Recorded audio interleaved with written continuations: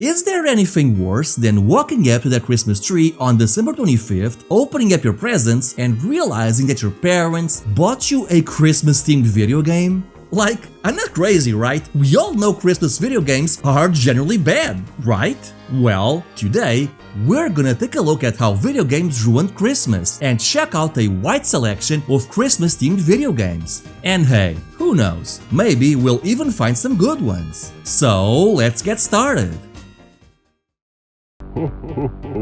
Merry Christmas! We begin with what is most likely the most well-known Christmas game, the Daze Before Christmas.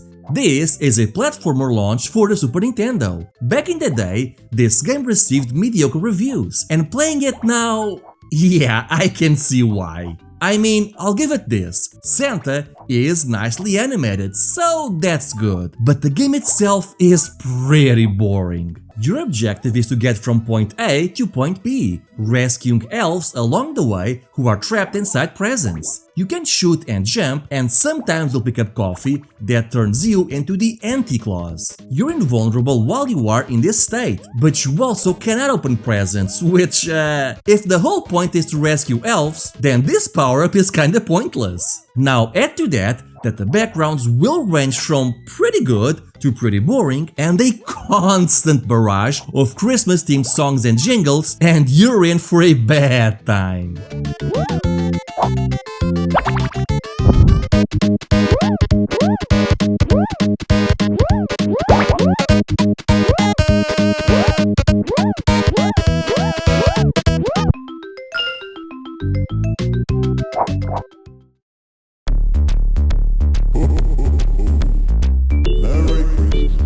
There was also a version of this game for the Mega Drive launched exclusively in Australia, and it plays pretty much the same, except this time the anti-Claus transformation lasts longer, which can be either a good or a bad thing. Other than that though, yeah, it's the same thing. My recommendation is to avoid this game, but if you really must play this, you might as well try the Super Nintendo version, I guess.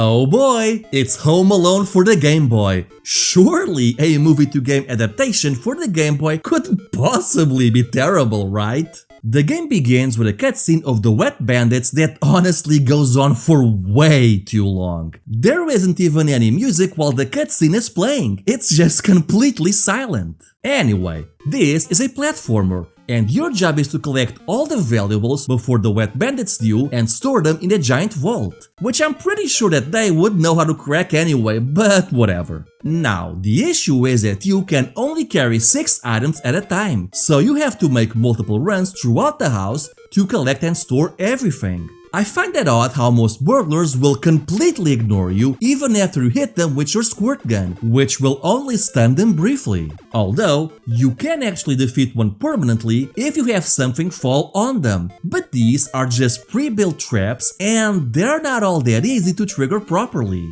And man, this music just keeps droning on and on and on.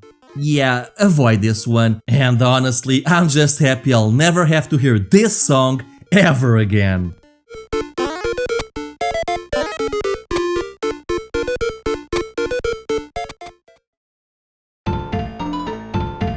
Or maybe I will, because it turns out the Super Nintendo version is exactly the same game. At least this time the cutscene has actual music and runs faster. In the end though, this is just a faster and slightly better controlling version of the Game Boy game. Though the traps are now even harder to pull off properly. And if you get caught by the Wet Bandits, you get a poorly photoshopped image of Kevin. Oh yeah, poorly photoshopped images. This is my kink. I did get farther along in this version, and the game does have different songs, so the audio isn't quite as bad as the Game Boy version. But overall, this is still a below average game, and you can do better.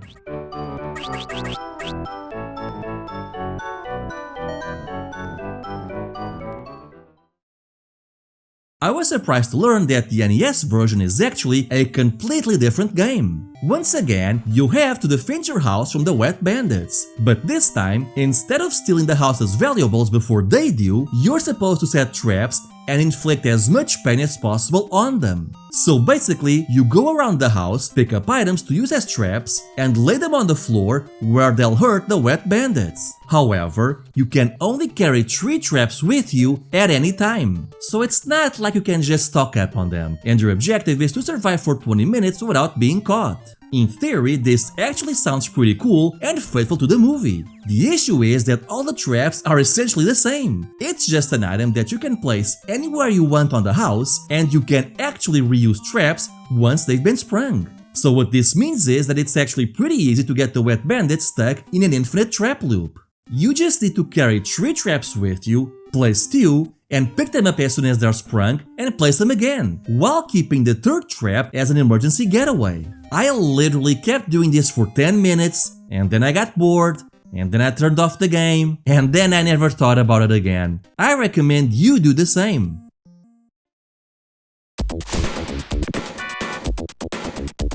Home Alone was also on the Sega Genesis, and once again, it's a completely different game. You begin outside riding your sled, and this is where you choose which house you want to defend first.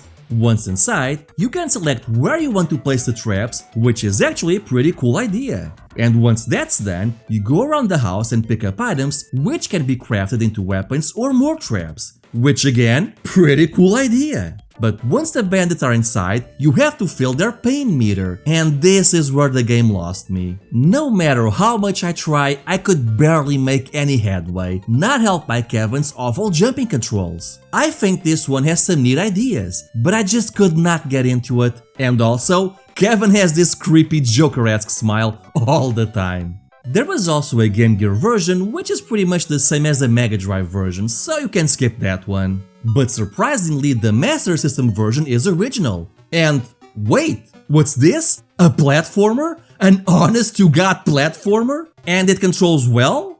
And the graphics are actually pretty good for the system? What sorcery is this? Could this actually be a good Wait, I lost? How? When? Yeah, so it turns out that every level has a strict timer that you need to follow. And when I say strict, I mean strict. I mean, look at this! Level 1 gives you exactly 47 seconds to figure out what you have to do. And what you have to do is pick up the house valuables and put them in the safe. But for that, you need to actually find the house valuables and get to them, which is easier said than done. Oh, but wait! Actually, your time limit is even shorter, because if one of the wet bandits gets to a valuable before you do, and then leaves the house, it's game over, and this can happen before the timer reaches 0. Imagine only having 20 seconds to memorize the level layout, get to the valuables and put them in a safe. And when I say 20 seconds, that is not an exaggeration. On some levels, you only get 20 seconds. Man, this game had so much potential, and they just had to ruin it with some baffling game design decisions. Finally, Home Alone would also come to MS-DOS PCs, and would you believe it, this is yet another completely different game. This time, you only have one in-game hour to pick up traps and set them around the house. It kind of works like a mix of the NES and Sega Genesis games, only this time it's much more involved. Once again, you can only carry 3 traps with you, but unlike the NES version, they're all different. Different traps go in different preset locations, and there's not enough traps to cover every major entry point, so you have to think strategically. Not only that, but because your prep time is limited, you also have to think on the best path to take to pick up the most traps and place the most traps. Like, this is actually really engaging stuff, and it's pretty fun to come up with the best defensive strategies possible. Once the prep time ends, the wet bandits invade your house, and you have to survive the time limit. One thing I did not like about the NES and Sega versions is how the bandits would easily sneak up on you. But here, You have a handy radar of sorts which tells you which room of the house they're in, and if it goes blank, it means that they're in the same room as you. Honestly, the only issue I have with this game are the platforming controls, as they're pretty janky, so it's kind of easy to set off your own traps on yourself. But thankfully, the house is full of hidden shortcuts and passageways, which does minimize the need for actual platforming. You know what? I like this one. It's a little short and a little janky, but yeah, this is a good game. Good job! There's actually one good Home Alone game.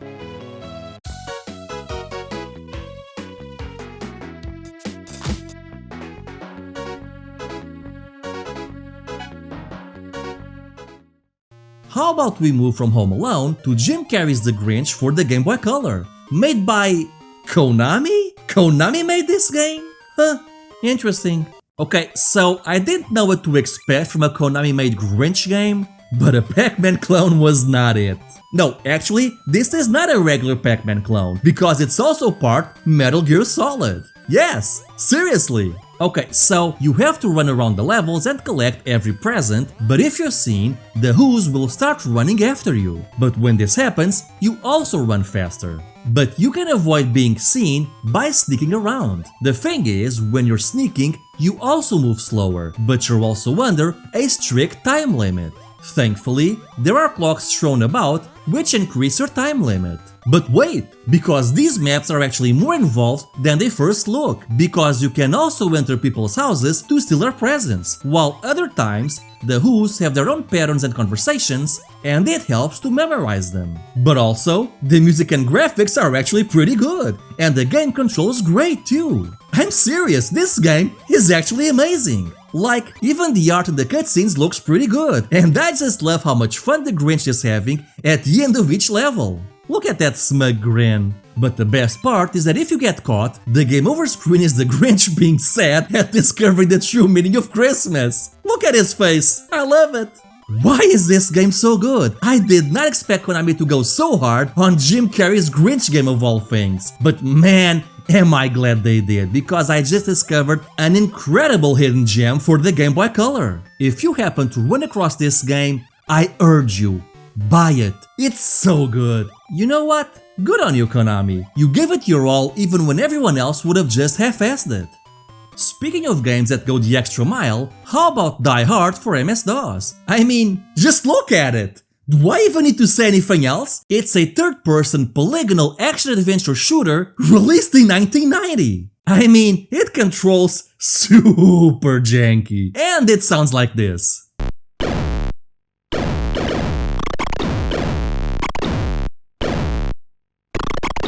But I am just so impressed at this game that I can't even be mad at it. This is such an ambitious title. So yes, you play as John McClane and you go around the Nakatomi Tower defeating criminals. Once you've dispatched them, either through hand-to-hand combat or with your limited supply of weapons and ammo, you can search them for more ammo or helpful items, which will all be stored in your inventory at the bottom. Like, the controls are awful and aiming is just... oh my god. And the game isn't good per se, but it's just so ambitious that I kinda love it. Speaking of ambitious, we also have the NES version. And man, I was dreading to play this one. I remember watching the AVGN video on it and always hearing about how terrible this game is. So, you're John McClane, and once again, you're in the Nakatomi Tower. There are 33 enemies on the tower, and I gotta give it to the developers. There's an actual counter of how many are left, so while they pose a great challenge due to how erratic their shooting and movement is, you do feel like you're making progress every time you dispatch one. Also, I really like this fog of war mechanic, enticing you to explore the tower to pick up inventory items, while also leaving you open to ambushes. It's a nice risk versus reward mechanic. I also like how there's an actual timer that goes off as you go up or down floors, and you get plenty of items and weapons in your inventory. Additionally, if you destroy too many windows or shatter glasses during combat and accidentally walk over them, you can damage your feet and you start walking slower, so there's an actual risk to just shooting blindly. You know, besides running out of ammo, I mean. And yes, your feet have their own health bar. And heck, It turns out that you can actually be the one who performs the ambushes. I get a cutscene of Gruber telling one of his lackeys to go to the floor where I'm at. So I run to the elevator, wait for the guy, and it worked! I ambushed them! I think I love this game. Am I insane here? Am I crazy? I mean, first I discovered that I actually love Friday the 13th for the NES, and now it turns out that Die Hard is also really good. All my life I've been living a life thinking these games were horrible, and now I discovered that I actually really love them. Man, this game is just great. Seriously, give it a chance.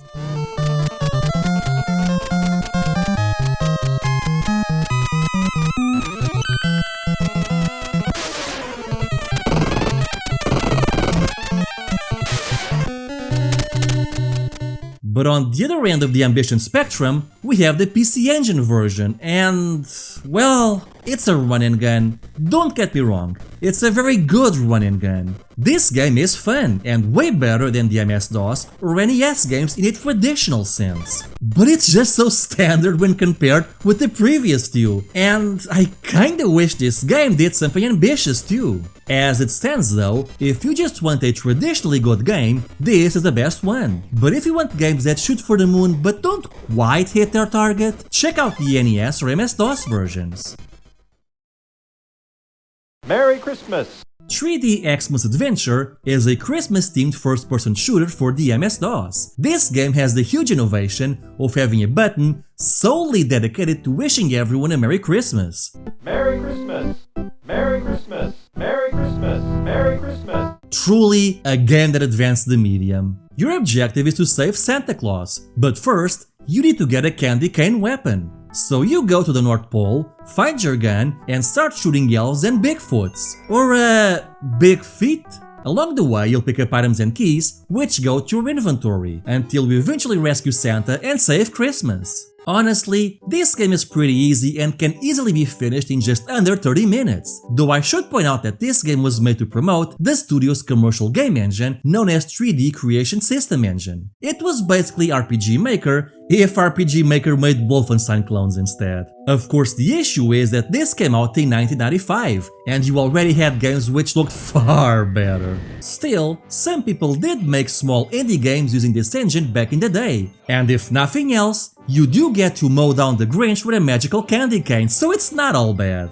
But I'll tell you what is bad: Santa Claus Saves the Earth.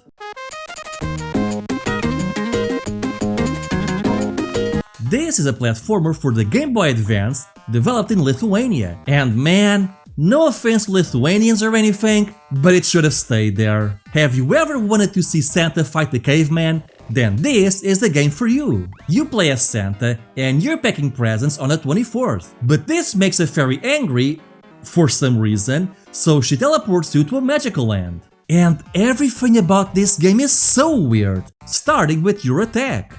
Whenever you attack, Santa starts walking backwards for some reason, which, as you can imagine, makes it very hard to hit your foes. I mean, just look at this! Also, you're in a cave, but for some reason you have clown paintings? Okay. But anyway, your objective is to collect differently colored tokens and reach the end of each stage. And along the way, you'll see Santa fight cavemen and do backflips. And I swear, even the sound design of this game is super weird. Like, I don't know what sound I expect to hear when Santa is hurt, but definitely not this. Oh, and the music? It's just full-blown techno.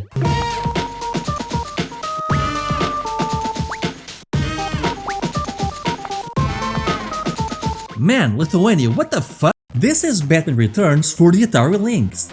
Based on the second Tim Burton movie, which takes place during Christmas. The game is basically a platformer beat-em-up hybrid, and it's fine. The combat gets pretty old pretty fast, and I feel you're given very little time to avoid most threats. Some will just outright kill you in one hit with no warning, which does not make for a fun experience. But still, the graphics are pretty impressive for a handheld of this era, but in the end, you're not missing much. Batman Returns would also come out for the NES, this time created by Konami, and it's a much better game. This is a pretty good beat-em-up, and you got a decent assortment of moves for an 8-bit title. You can also use batarangs, which I recommend saving for the bosses, and a grappling hook, which can be used to reach 2 platforms or take out flying enemies. While it's not my favorite 8-bit beat-em up or even my favorite beat-em up on the NES, this one is still pretty good.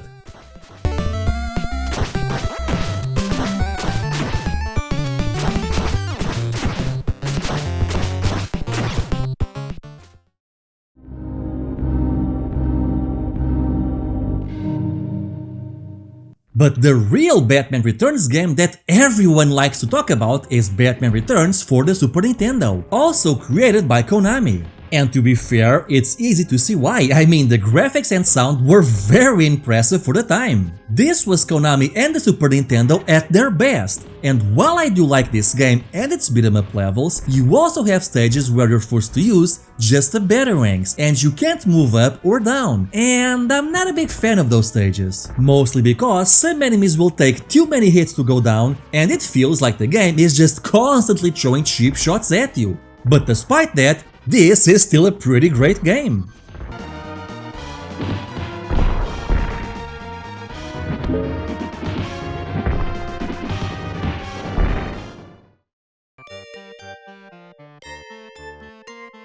Batman Returns would also come out for the Mega Drive, and boy, I do not like this game. This is an action platformer and it looks okay. Not great for the system, but still passable. And the controls feel a little off, but still doable. Now, what really ruins this game is the level design, as it requires you to make blind jumps all the time, and it's never really clear where you're supposed to go. It also has some questionable sound effects, and you're apparently fighting gargoyles for some reason. Yeah, I say skip this one. Ironically, my favorite version of Batman Returns is on the Sega Master System. Sure, the graphics are arguably the weakest out of all the other Batman Returns games, but the gameplay is where this game shines. You begin with a slow-moving batarang, with barely any range, but soon enough, you'll upgrade its speed and reach, though the real star here is your grappling hook, and you'll need to master it very quickly. Seriously, sometimes this game feels more like a Spider-Man title than it does a Batman game, because the versatility of the grappling hook elevates the platforming in this game to a new level, and I highly recommend this version. Also, the soundtrack was composed by Yuzo Koshiro of Streets of Rage and ActRaiser fame, so you know it's good.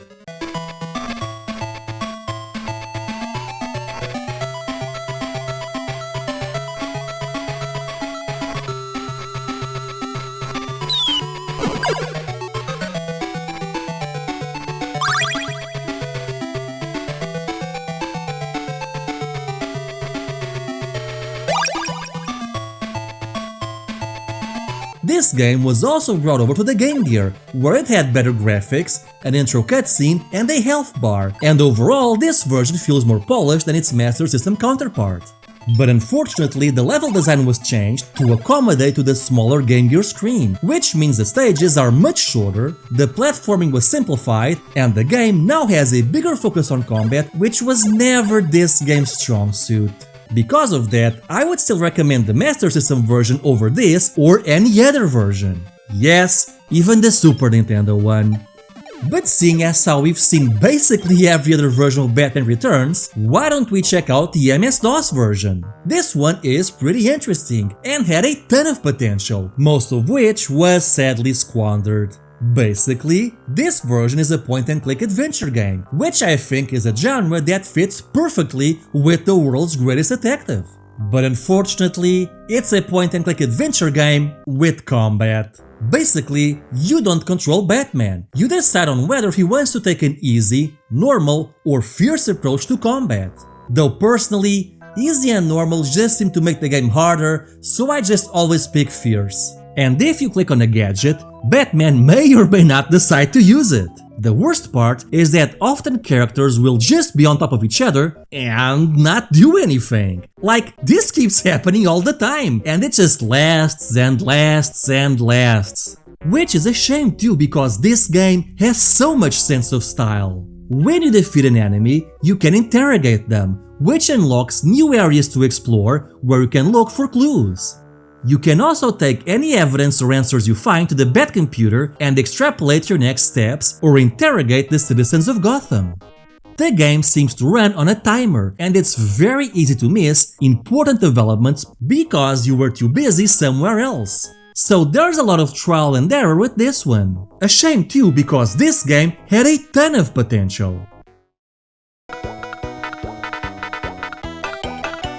James Bond 2 is a Euro platformer that is on everything really. If there is one game that might just give Doom a run for its money due to how many official ports there are, it might just be this one. I mean, you can even buy it for the Nintendo Switch. And no, I don't mean digitally or as part of a compilation. I mean you can go to a store and buy a physical copy that only contains this one Euro platformer from 1991. That is insane!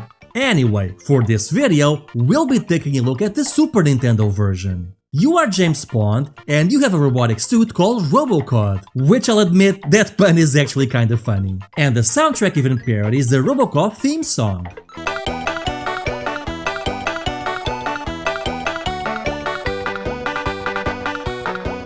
Anyway, some bad guys invaded Santa's workshop and it's your job to stop them. And some people really love James Bond 2, but I'm not one of them. Everything about the art style, graphics, backgrounds, music and sound effects annoy me to no end. It's fine if you play a level or two, but it gets really old really fast, and this game has 50, count them, 50 levels! So basically, you jump on bad guys to dispatch them, collect tons of food and toy items which do nothing besides add points. Because this wouldn't be a Euro platformer otherwise. And you fight giant bosses which feature little to no animation. Because again, Euro platformer. All it needs is falling water droplets that kill you, and the soundtrack by Chris Hulsbeck, and you'll have completed the Euro platformer bingo. Honestly, I just really cannot stand this game, and some of the backgrounds kind of hurt my eyes. Still, if you're gonna play this game,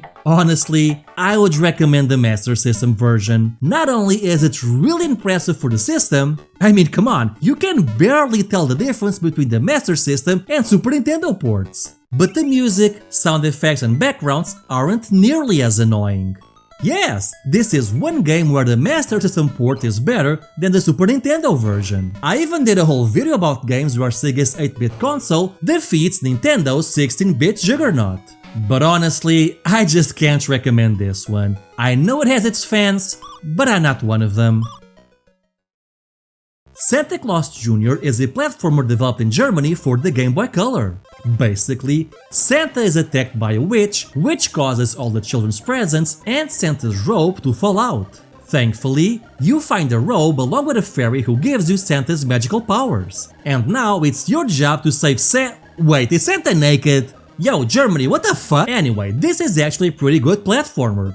The backgrounds are nicely drawn and animated, and the controls are spot on. Your moveset is a little basic, but still pretty fun. You have to explore the various levels, collect presents and candy canes, and reach the end. A little simple, but yeah, this is a good game. And your character is well animated and the music isn't bad either. Man, what is it with the Game Boy Color and having really good Christmas games? But yeah, this one is pretty good.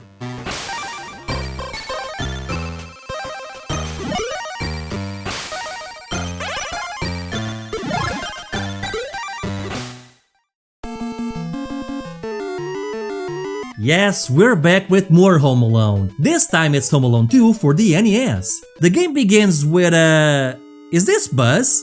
Oh, it's Tim Curry. Wait, this is Tim Curry? Really? Why does he have yellow teeth? Anyway, both Tim Curry and the Wet Bandits are after you, and wow! I hate this game. First of all, it has some of the worst endgame music I've ever heard. I mean, just listen to this.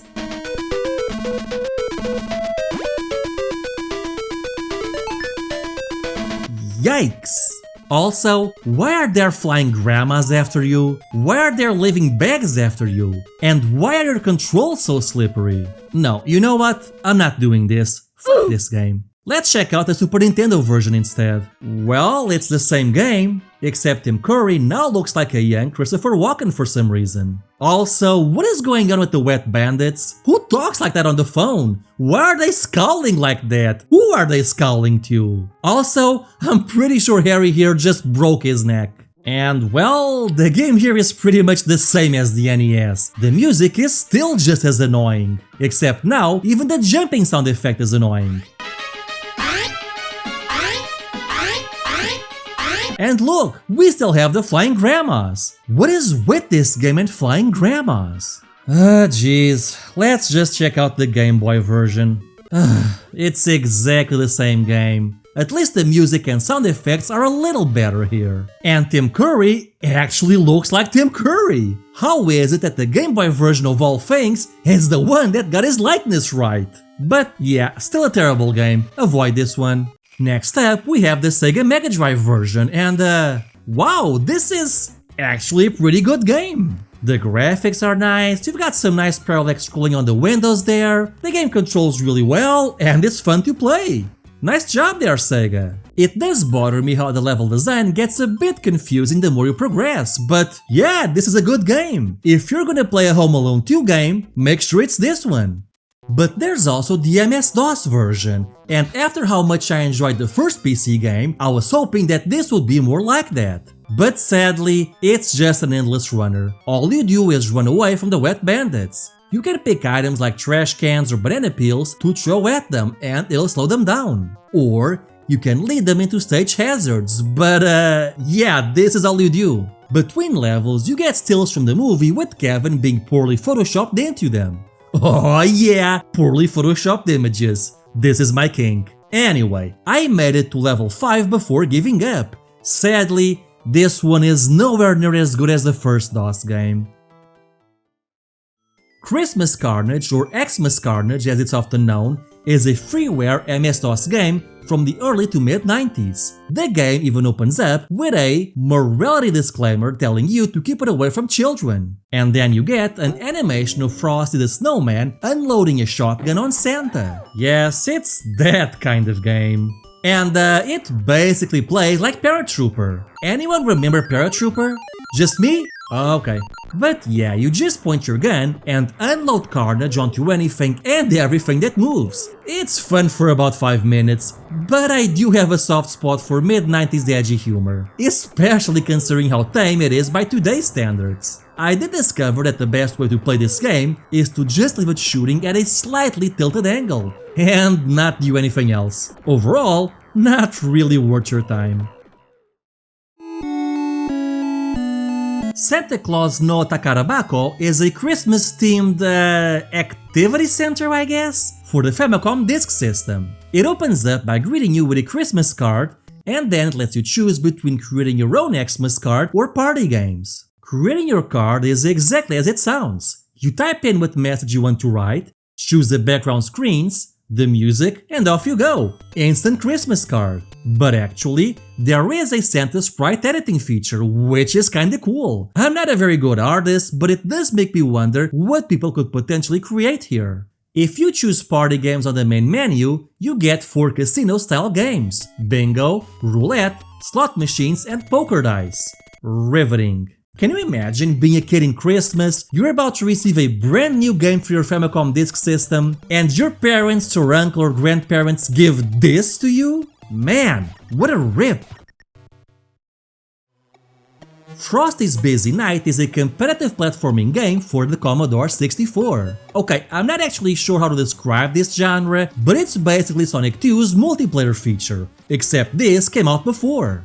You and a friend control your own version of Frosty the Snowman, and you have to reach the end. I'm not sure why you're forced to play split screen when you could have just made a perfectly fine platformer instead. Especially because the platforming is actually kinda fun. I mean, sure, it has the quirks of its time period like dying in one hit and being super difficult, but there's potential here. And I really like the Commodore 64's rendition of Rudolph the Red-Nosed Reindeer.